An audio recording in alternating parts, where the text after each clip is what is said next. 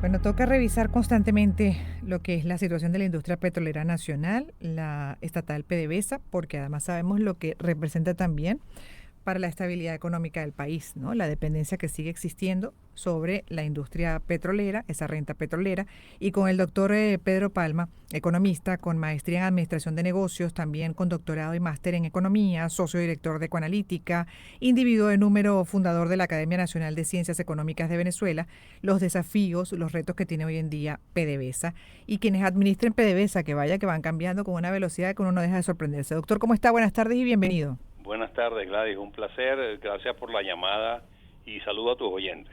Gracias a usted por estar estos minutos. La verdad que, bueno, la idea no es entrar en detalle sobre los últimos cambios, ¿no? Ujú. Que han sido noticia, pero sí lo que es el desempeño de la industria. Básicamente ha habido aumento en la producción, lo cual, bueno, representa también, por supuesto, para el país un poco más de ingresos dentro de las condiciones de la crisis actual. Igual eso para efectos de lo que se requiere hoy en día, ¿no? ¿Qué representa y cuáles son los retos, doctor? Bueno, mira, los retos son múltiples porque Ujú. PDVSA fue sometida, digamos, desde comienzos del gobierno actual por una situación sumamente adversa. En primer término, se suspendió el proceso de apertura petrolera que venía desde mediados de los años 90 y que habían creado unas condiciones bastante favorables para la inversión y para el aumento de producción hasta llegar la producción a más de 5 millones de barriles al día. Después, en el año 2003, fue el despido de 18.000, 20.000 técnicos, gerentes de la industria petrolera. Eso pues, descabezó, digámoslo así, a la dirección de una empresa petrolera tan importante como PDVSA.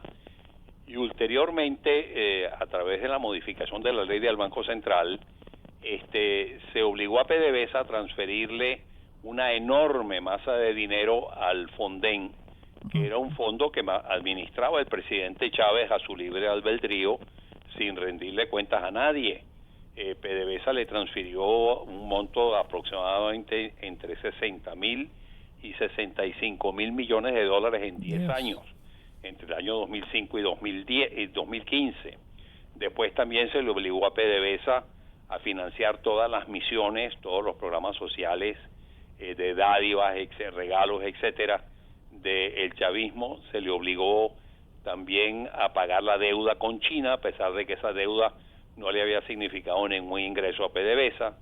Se le obligó a emitir una enorme cantidad de bonos denominados en dólares que se vendían por unos pocos bolívares al tipo de cambio oficial para alimentar el mercado cambiario, pero eso endeudaba a PDVSA tremendamente. Entonces se le sometió pues a a un verdadero saqueo, diría yo, que hizo que, bueno, PDVSA tuviera que descuidar sus actividades medulares como exploración, mantenimiento de yacimientos, etcétera, y eso se reflejó sin duda alguna, sobre todo a partir de la segunda década de este siglo, en una declinación persistente de la producción, ya para que se acentuó enormemente en el año 2014-2015. Ujú, Y después vinieron las sanciones ujú. a PDVSA del año 2019, las sanciones al Banco Central y la prohibición de comprar cualquier deuda de PDVSA o del gobierno venezolano en los Estados Unidos. Todo eso pues hizo que básicamente la producción cayera por debajo de 1 millón de barriles, y que se destruyera prácticamente la actividad petrolera del país. Ujú. Bueno, eso hay que recuperarlo.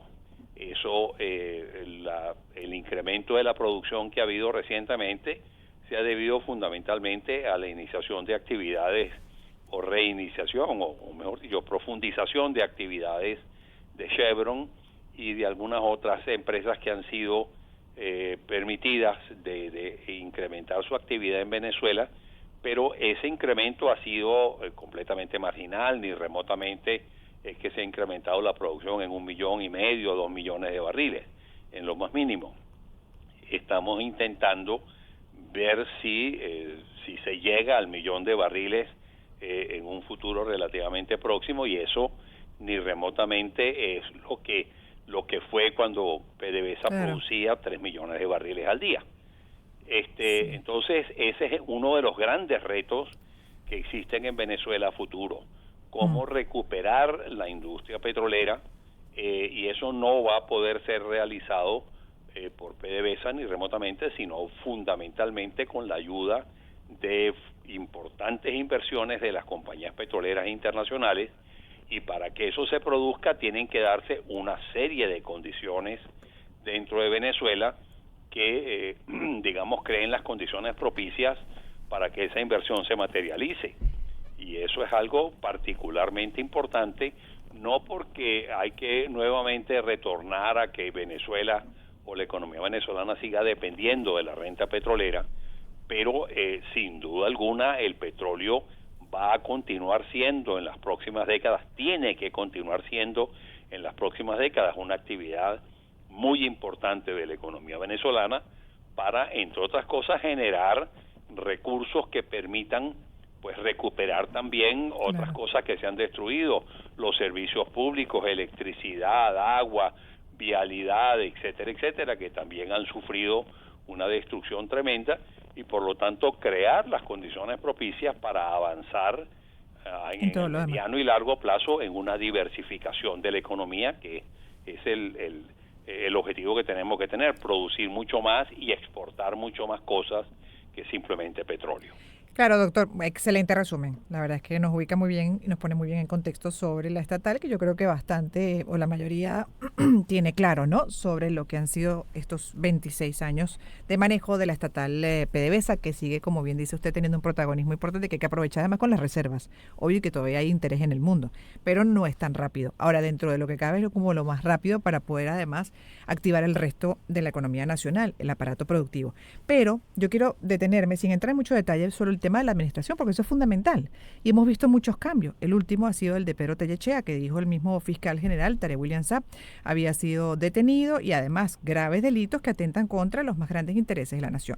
Luego, anteriormente tuvimos el caso de Tarek William, de Tarek El Alzaimí, que era cercano también a Tellechea. Y así nos vamos para atrás, y ha habido cambios que uno se pregunta entonces, bueno, ¿en manos de quién? ¿Cómo es el concepto o el criterio de la administración de PDVSA? Porque además, dentro de las detenciones ha habido señalamientos de corrupción.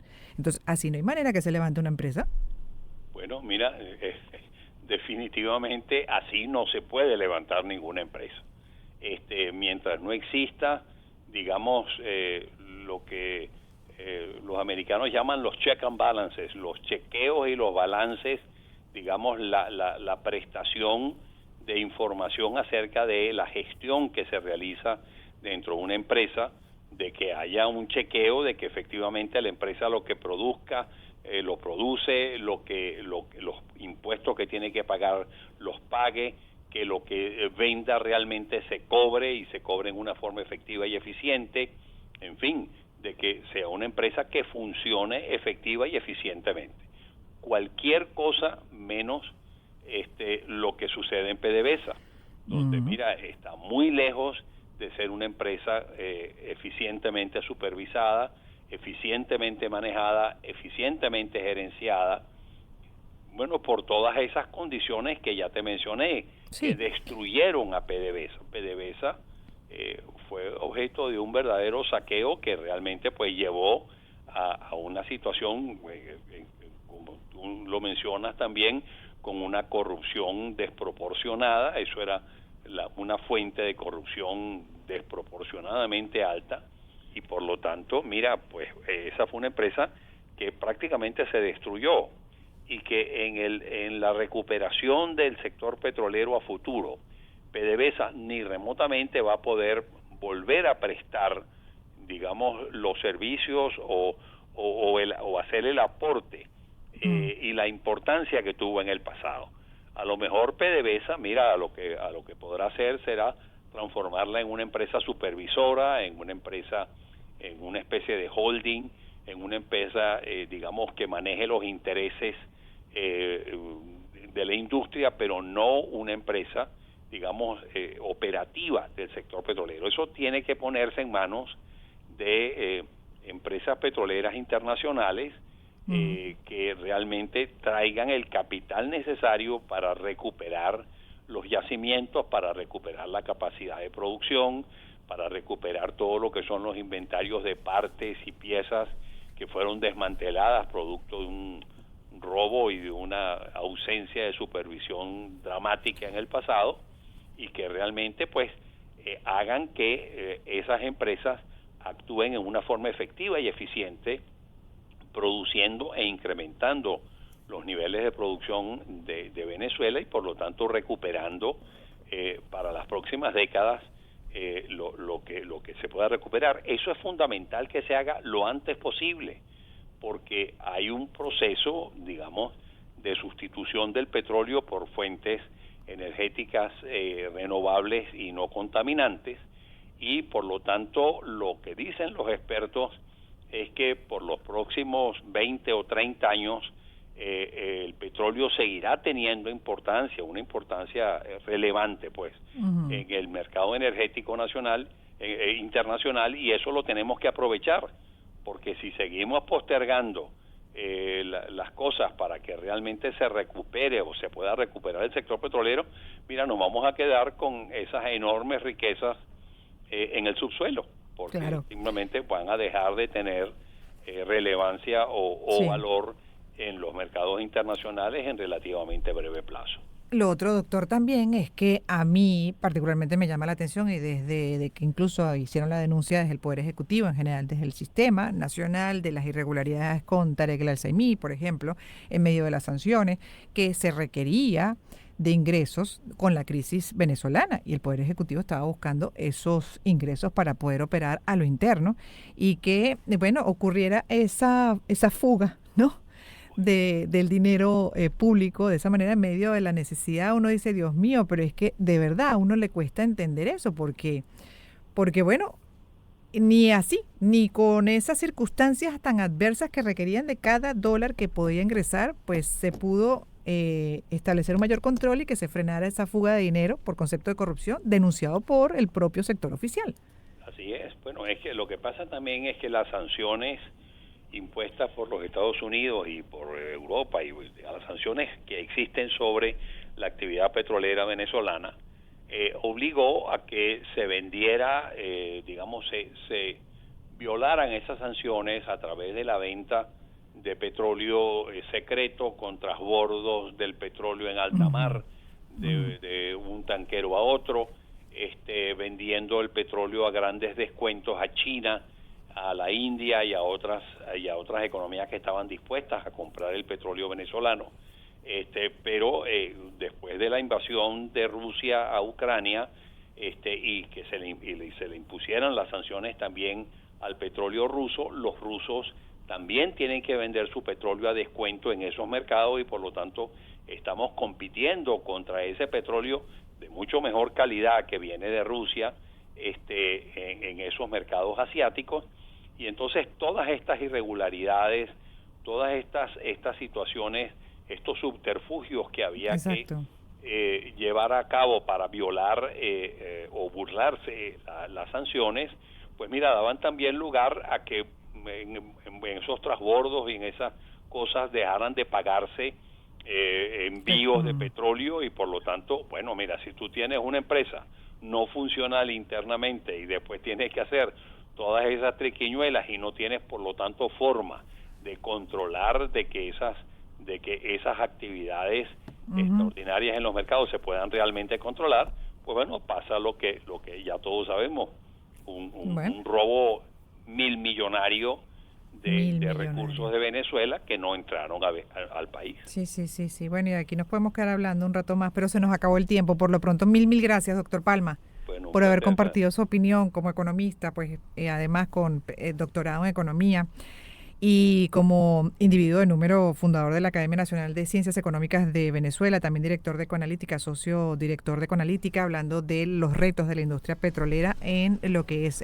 su realidad actual. 1:59, 2 en punto, acaba de cambiar el reloj, eso quiere decir que cerramos la primera hora nacional, pero queda una segunda parte que pueden seguir escuchando si se desconectan de la señal en vivo a través de las ventanas digitales como Mundo UR en YouTube.